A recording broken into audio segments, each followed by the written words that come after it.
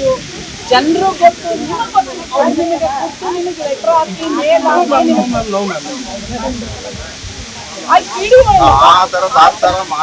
ಆಯ್ತಪ್ಪ. PDO ಎಲ್ಲಿ?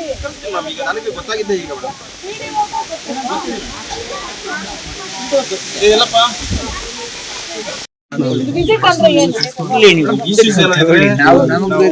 Issues address ಮಾಡಿದ್ದೀರಾ?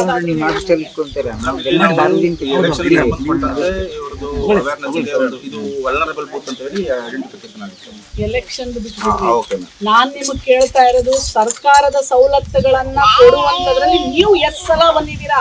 ತಹಶೀಲ್ದಾರ್ ಆಗಿ ನೀವು ಇಲ್ಲಿ ಬಂದು ಅವ್ರು ಸಭೆ ಮಾಡ್ಲಿಲ್ಲ, ನೀವು ಕರಿಬೇಕು. ನೀವು ತಂದೆ ಸಮಾನ ರೀ ತಹಶೀಲ್ದಾರು. ಒಂದು ಊರಿಗೆ ಒಬ್ಬ ಅಲ್ಲ, ನೀವು ಅಷ್ಟೇ ರೀ, ತಂದೆ ಸಮಾನ. ನೀವು ಎಲ್ಲ ಕಡೆ DC ಬರಕ್ಕಾಗಲ್ಲ, ನೀವು ಬರ್ಬೇಕು. ನಿಮ್ಮನ್ನ ಸರ್ಕಾರ ಅಪಾಯಿಂಟ್ಮೆಂಟ್ ಮಾಡೋದೇ ಅದಕ್ಕೆ. ನೀವು ಎಷ್ಟು ಸಲ ಬಂದಿದ್ದೀರಾ? ಎಷ್ಟು ಜನ ಹೆಣ್ಮಕ್ಳ ಜೊತೆ ಮಾತಾಡಿದ್ದೀರಾ? ಎಷ್ಟು ಸವಲತ್ತುಗಳು? PDO ಬಂದಿಲ್ಲಲ್ರಿ, ನೀವು ಏನ್ ಜವಾಬ್ದಾರಿ ತಗೊಂಡಿದ್ದೀರಾ? ಇಲ್ಲ ಮೇಡಮ್, ಇದು ರಜಾ ಅಂತ ಹೇಳ್ತಿದ್ದಾರೆ, ಅದ್ರ ಬಗ್ಗೆ ರಿಪೋರ್ಟ್ ಮಾಡ್ತೀವಿ ಮೇಡಮ್. ಈಗ ನನಗ್ ಬೇಕಾಗಿರೋದು ಇಷ್ಟೇ, ಇವ್ರು ಇಷ್ಟೋ ಜನ ಹೆಣ್ಣು ಮಕ್ಕಳಿಗೆ ಜಾಬ್ ಕಾರ್ಡ್ ಕೊಟ್ಟಿದ್ದೀರಾ. ನಾನ್ ನೋಡಿ ನನ್ನ TT ಬರ್ತೀನಿ. ನೀವು ಈ ಊರ್ದು ಜನ, ಈ ಹೆಣ್ಣು ಮಕ್ಕಳು ನೀವು ಎಲ್ಲ ತೆಗಿಬೇಕು.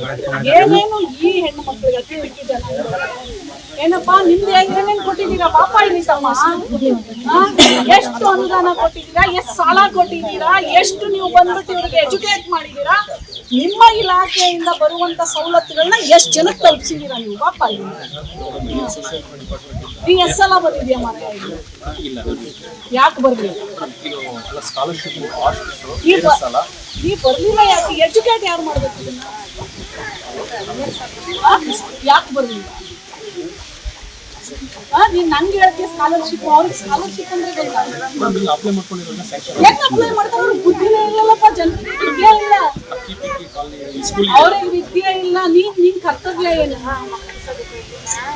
ನೀನ್ ಕರ್ತವ್ಯ ಏನಮ್ಮ? ನೀವು ಮಾಡ್ರಪ್ಪ, ನೀವು ನಿಮ್ ಕೆಲಸ ಮಾಡ್ರಿ. ಸರ್ಕಾರದ ಕೆಲಸ ಅಂದ್ರೆ ಏನ್ ತಿಳ್ಕೊಂಡಿದ್ದೀರಾ ನೀವು? ಸರ್ಕಾರ ಅಂದ್ರೆ ಯಾರು? ಜನರ ಕೆಲಸ ಮಾಡಕ್ಕೆ ನೀವಿರೋದು. ನೀವು ಬರ್ಬೇಕ್ರಿ, 10 ಸಲ ಬರ್ಬೇಕು ನೀವು. ಇಂಥ ಮುಗ್ಧ ಜೀವಗಳಿಗೆ ಕೋಟ್ಯಾಂತರ ರೂಪಾಯಿ ಅನುದಾನ ಸರ್ಕಾರ ಕೊಡುತ್ತೆ, ನೀವು ಮುಟ್ಟಿಸ್ಲಿಲ್ಲ ಅಂತಂದ್ರೆ ಏನ್ರಿ? ನಾನು ಕಮಿಷನ್ ಚೇರ್ಪರ್ಸನ್ ಬಂದ್ರೆ ನಿಮ್ಮನ್ನೆಲ್ಲ ಫೋನ್ ಮಾಡಿ ಕರ್ಸ್ಕೋಬೇಕು. ನಾನು ನೀವು ಸಾಮಾನ್ಯವಾಗಿ ಬರ್ತೀರಾ? PDO ಗ್ರಾಮಕ್ಕೆ ಬಂದಾಗ ನೀವು ಬರ್ಬೇಕಾಗ್ತದೆ.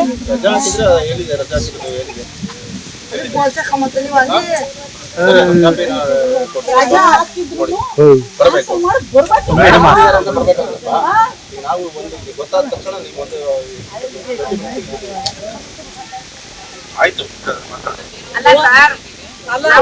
ಅಲ್ಲ ಒಂದ್ ನಿಮಿಷ, ನಾವು ಮಹಿಳಾ ಸಂಘಟನೆಗಳಾಗಿ ಮಾತಾಡ್ತೀವಿ.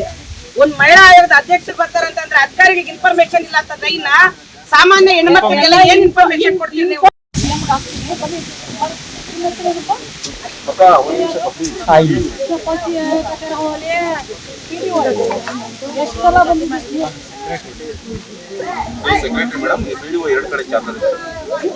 Charge commission chair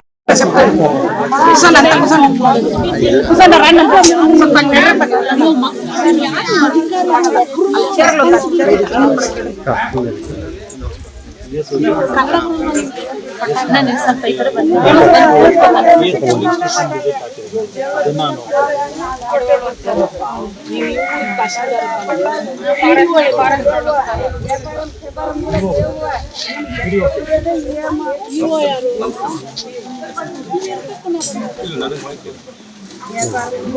Today I got information before that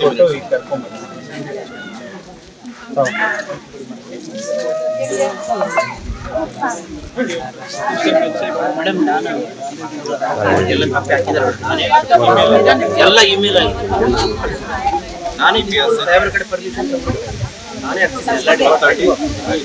ಮತ್ತೆ ಫೋನ್ ಮಾಡಿ ಫೋನ್ ಮಾಡಿ ಕೂಡ ಫೋನ್ ಮಾಡಿ ಹೇಳಿದ್ದಾರೆ.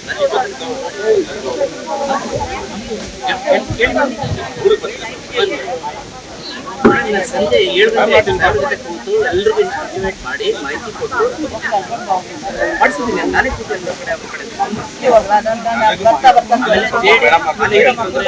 ಜೆಡಿ ಮತ್ತೆ ಮೇಡಮ್ ನಾನು ಹೇಳ್ತೀನಿ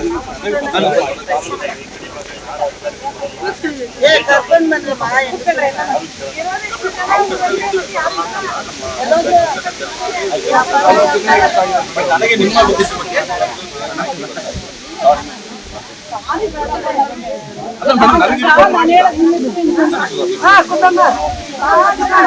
ಹೇಳಿಲ್ಲ ಅಂತ ನಿಮ್ಗೆ ಇದು ತೋರಿಸ್ಕೊಳಕ್ ಹೋಗಿಲ್ಲ. ಹೇಳಿ ಮೇಡಮ್ಗೆ ನಿಮ್ಗೆ ಏನಿದೆ ಹೇಳಿ. ಹೇಳೋದ್ ಬೇರೆ ಪ್ರಶ್ನೆ ಸರ್. ಹೇಳೋದ್ ಬೇರೆ ಪ್ರಶ್ನೆ. ಜವಾಬ್ದಾರಿ ಇಲ್ಲ ಬೇರೆ ಟೈಮಲ್ಲಿ ಏನಾದ್ರೂ ಅನಾನುಕೂಲ ಆದ್ರೆ ಅವ್ರು ಹೋಗಿ ಯಾರು ಹೇಳ್ಕೋಬೇಕು? ಜವಾಬ್ದಾರಿಯಿಂದ ಕೆಲಸ ಅಲ್ಲ, ಬೈರಿ ಸುರೇಶ್ ಇನ್ನೊಬ್ರ ಮಿನಿಸ್ಟರ್ ಗಂಡ್ಸ್ ಮಕ್ಳು ಬಂದ್ರೆ ನೀವ್ ಹಿಂಗೆ ಇರ್ತೀರಾ? ಯಾಕಂದ್ರೆ ನಿಮ್ ಭಾಷೆನಲ್ಲಿ ಮಾತಾಡ್ತಾರೆ. ಒಬ್ಬ ಮಹಿಳಾ ಅಂತಂದ್ರೆ ಹಂಗೆಲ್ಲ ಮಾಡಲ್ಲ.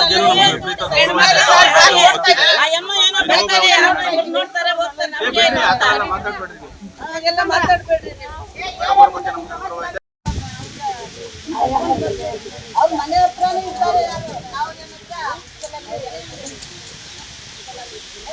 ಊಟ ಮಾಡೋಣ ಆಯ್ತು. ಮನೆಗಿರೋ ಮಾಡೋದು ಅವ್ರ ಜವಾಬ್ದಾರಿ. ಇವಾಗ ಹೆಂಗ್ ಬಂದ್ರೆ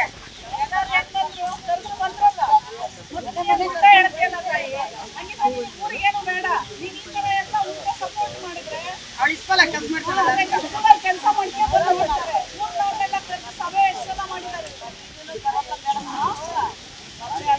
ಹೊಸಬ್ರು ಬಂದಾಗ ಅಷ್ಟು ಜನ ಬರೋದು ಇನ್ನ ಬರಲ್ವಾ?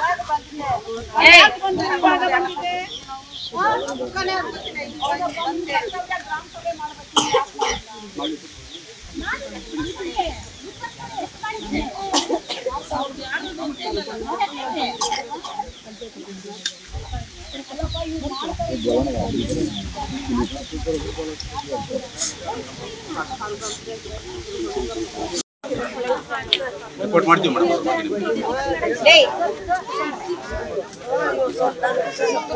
ಮುಂದಕ್ಕೆ ಬ್ರಾಂಡ್ ಪಾಸ್ಕಲ್ಲ ಮುಂದಕ್ಕೆ ಬ್ರಾಂಡ್ರ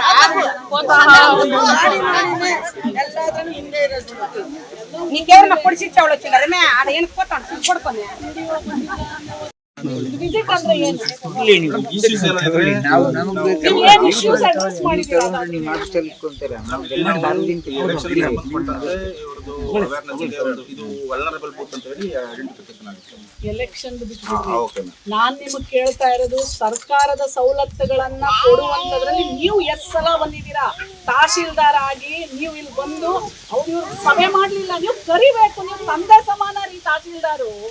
ಒಂದು ಊರಿಗೆ ಒಬ್ಬ ಅಲ್ಲ ನೀವು ನೀವು ನೀವು ಅಷ್ಟೇ ರೀ, ತಂದೆ ಸಮಾನ. ನೀವು ಎಲ್ಲಾ ಕಡೆ DC ಬರಕ್ಕಾಗಲ್ಲ, ನೀವು ಬರ್ಬೇಕು. ನಿಮ್ಮನ್ನ ಸರ್ಕಾರ ಅಪಾಯಿಂಟ್ಮೆಂಟ್ ಮಾಡೋದೇ ಅದಕ್ಕೆ. ನೀವು ಎಷ್ಟು ಸಲ ಬಂದಿದ್ದೀರಾ? ಎಷ್ಟು ಜನ ಹೆಣ್ಮಕ್ಳ ಜೊತೆ ಮಾತಾಡಿದ್ದೀರಾ? ಎಷ್ಟು ಸವಲತ್ತುಗಳು? PDO ಬಂದಿಲ್ಲಲ್ರಿ, ನೀವು ಏನ್ ಜವಾಬ್ದಾರಿ ತಗೊಂಡಿದ್ದೀರಾ? ಇಲ್ಲ ಮೇಡಮ್, ಇದು ರಜಾ ಅಂತ ಹೇಳ್ತಿದ್ದಾರೆ, ಅದ್ರ ಬಗ್ಗೆ ರಿಪೋರ್ಟ್ ಮಾಡ್ತೀವಿ ಮೇಡಮ್. ಈಗ ನನಗ್ ಬೇಕಾಗಿರೋದು ಇಷ್ಟೇ, ಇವ್ರು ಇಷ್ಟೋ ಜನ ಹೆಣ್ಣು ಮಕ್ಕಳಿಗೆ ಜಾಬ್ ಕಾರ್ಡ್ ನಾನ್ ನೋಡಿ ನನ್ನ TP ಬಂದ್ಬಿಟ್ಟು ನೀವು ಈ ಊರ್ದು ಜನ ಈ ಹೆಣ್ಣು ಮಕ್ಕಳದು ನೀವು ಎಲ್ಲ ತೆಗಿಬೇಕು. ಏನೇನು ಈ ಹೆಣ್ಣು ಮಕ್ಕಳಿಗೆ ಅತಿ ಮಿಕ್ಕಿ ಜನ ಏನಪ್ಪಾ ನಿಮ್ದು ಏನೇನು ಕೊಟ್ಟಿದ್ದೀರಾ? ಪಾಪ ಇಲ್ಲಿ ತಮ್ಮ ಎಷ್ಟು ಅನುದಾನ ಕೊಟ್ಟಿದ್ದೀರಾ? ಎಷ್ಟು ಸಾಲ ಕೊಟ್ಟಿದ್ದೀರಾ? ಎಷ್ಟು ನೀವು ಬಂದ್ಬಿಟ್ಟು ಇವ್ರಿಗೆ ಎಜುಕೇಟ್ ಮಾಡಿದ್ದೀರಾ? ನಿಮ್ಮ ಇಲಾಖೆಯಿಂದ ಬರುವಂತ ಸವಲತ್ತುಗಳನ್ನ ಎಷ್ಟು ಜನಕ್ಕೆ ತಲುಪಿಸಿದ್ದೀರಾ ನೀವು? ಪಾಪ ಇಲ್ಲಿ ನೀ ಎಷ್ಟು ಸಲ ಬಂದಿದ್ಯಾ ಮಾತ್ರ? ಯಾಕೆ ಬರ್ಲಿಲ್ಲ?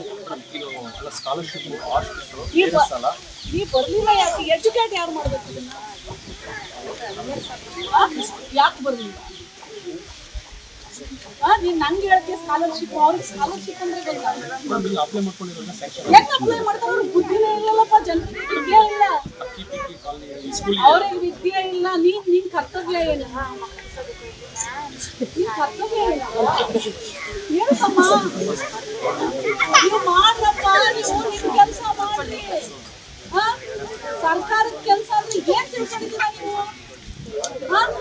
ಸರ್ಕಾರ ಅಂದ್ರೆ ಯಾರು? ಜನರ ಕೆಲಸ ಮಾಡಕ್ಕೆ ನೀವಿರೋದು. ನೀವು ಬರ್ಬೇಕ್ರಿ, 10 ಸಲ ಬರ್ಬೇಕು ನೀವು. ಇಂಥ ಮುಗ್ಧ ಜೀವಿಗಳಿಗೆ ಕೋಟ್ಯಾಂತರ ರೂಪಾಯಿ ಅನುದಾನ ಸರ್ಕಾರ ಕೊಡುತ್ತೆ, ನೀವು ಮುಟ್ಟಿಸ್ಲಿಲ್ಲ ಅಂತಂದ್ರೆ ಏನ್ ನಾನು ಕಮಿಷನ್ ಚೇರ್ಪರ್ಸನ್ ಬಂದ್ರೆ ನಿಮ್ಮನ್ನೆಲ್ಲ ಫೋನ್ ಮಾಡಿ ಕರ್ಸ್ಕೋಬೇಕು ನಾನು. ನೀವು ಸಾಮಾನ್ಯವಾಗಿ ಬರ್ತೀರಾ? ನಮ್ಮ ಸಮಾಜ ಕಲ್ಯಾಣ ಇಲಾಖೆ ಆಫೀಸರ್ಗಳು ಎಲ್ಲರೂ ಈ ಒಂದು ರಾತ್ರಿ ವಾಸ್ತವ್ಯ ಇರ್ತಾರೆ. ಏನಿರ್ತಾರೆ? ಇಲ್ಲೇ ಸ್ಕೂಲಲ್ಲಿ ಒಂದು ಇಡೀ ದಿನ ಇದ್ದು ನಿಮಗೆ ಸರ್ಕಾರದಿಂದ ಬರುವಂತ ಎಲ್ಲಾ ಸವಲತ್ತುಗಳನ್ನ ಕೊಡಿಸುವಂತದ್ರಲ್ಲಿ ಎಲ್ಲರೂ ಸೇರಿ ಕೆಲಸ ಮಾಡ್ತಾರೆ.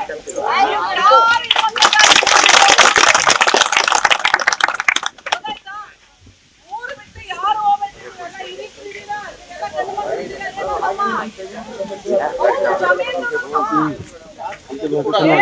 ತಹಶೀಲ್ದಾರ್ ಬರ್ತಾರೆ ಅಂದ್ರೆ ನಿಮ್ ಜಮೀನು, ನಿಮ್ ಮನೆ, ನೋಡಿ ಜನಾಂಗಕ್ಕೆ ಅದ್ರಿಂದ ನಿಮ್ ಜನಾಂಗಕ್ಕೆ ಅಂತಾನೆ ದುಡ್ಡಿದೆ. ಸಾಲ ಜಾಬ್ ಕಾರ್ಡ್ ಎಂಬ ಹೇಳ್ತಾರೆ ಕೊಟ್ಟಿದ್ದೀನಿ ಅಂತ. ಜಾಬ್ ಕಾರ್ಡ್ ಅದು ಹೇಳ್ತೀನಿ, ಅದು ತಂದೆ ಅದು ಹೇಳ್ತೀನಿ ಕೇಳಿ, ಅದು ಒಂದು ತಂದೆ ಮಾಫಿಯಾ ಅದು. ಯಾಕಂದ್ರೆ ಎಲ್ಲ ಸರಿ ಮಾಡಿ ಇಸ್ಕೊತಾರೆ, ಅವರೇ ಚೆಕ್ ಹಾಕತಾರೆ, ಅವರೇ ದುಡ್ಡು ವಸೂಲಿ ಮಾಡ್ಕೊಳ್ತಾರೆ. ನಿಮ್ಮ ಹೆಸರಲ್ಲಿ ಸರ್ಕಾರ ದುಡ್ಡು ಕೊಡ್ತಾ ಇರ್ತದೆ, ಕೋಟ್ಯಾಂತರ ರೂಪಾಯಿ ಬರುತ್ತೆ. ಇಲ್ಲಿರೋ PDO, ಇಲ್ಲಿರೋ ತಹಶೀಲ್ದಾರ್, ಇಲ್ಲಿರೋ EO, ಇಲ್ಲಿರೋ ಏನಪ್ಪ ಪಂಚಾಯತ್ ಸಭೆ ಮಾಡೋರು ಎಲ್ಲಿ ಹೋಗಿದ್ದೀವಿ ನಾವು? ಸೆಕ್ರೆಟರಿ ಹಿಂಗೆ ಹೋಗೋಣ ಮರಯ್ಯ. ಇದು ಒಂದು ಸಣ್ಣ ಉದಾಹರಣೆ ಅಷ್ಟೇ. ನಮ್ಮ ಕೋಲಾರಲ್ಲಿ ಬರುವಂತ ಎಲ್ಲಾ ಹಳ್ಳಿಗಳಲ್ಲಿ ಗ್ರಾಮೀಣ ಮಟ್ಟದಲ್ಲಿ ಸಭೆಗಳಾಗಬೇಕು. ಗೊತ್ತಾಯ್ತಾ? ಆ ಊರಿನ ಹೆಣ್ಣು ಮಕ್ಕಳನ್ನ ಸಬಲೀಕರಣ ಮಾಡ್ಬೇಕು, ಅದು ನಿಮ್ ಕರ್ತವ್ಯ. ಗೊತ್ತಾಯ್ತಾ? ಇದು ನಾನು ಇಡೀ ಕೋಲಾರ ಜಿಲ್ಲೆ ಓಡಾಡಕ್ಕಾಗಲ್ಲ. ಸರ್ಕಾರ ನಿಮ್ಮನ್ನೆಲ್ಲ ಅಪಾಯಿಂಟ್ಮೆಂಟ್ ಮಾಡಿ ನಿಮ್ಗೆ ದುಡ್ಡು ಕೊಡ್ತಾರೆ. ನೀವು ಜನರು ಸೇವೆ ಮಾಡ್ಬೇಕು, ಬರ್ರಿ, ಎಷ್ಟು ಖುಷಿ ಇರುತ್ತೆ. ಅವ್ರು ಸೇವೆ ಮಾಡಿದ್ರೆ ಅದೇ ಆಶೀರ್ವಾದ ನಿಮ್ಗೆಲ್ಲರಿಗೂ. ನಾನು ಬಂದಿರೋ ಅವಶ್ಯಕತೆ ಇಲ್ಲ. 20ನೇ ತಾರೀಕು, ಎಷ್ಟನೇ ತಾರೀಕು? 20ನೇ ತಾರೀಕು ಗ್ರಾಮಸ್ಥರಲ್ಲಿ ಇರಬೇಕು. ಒಂದು ನಿಮಿಷ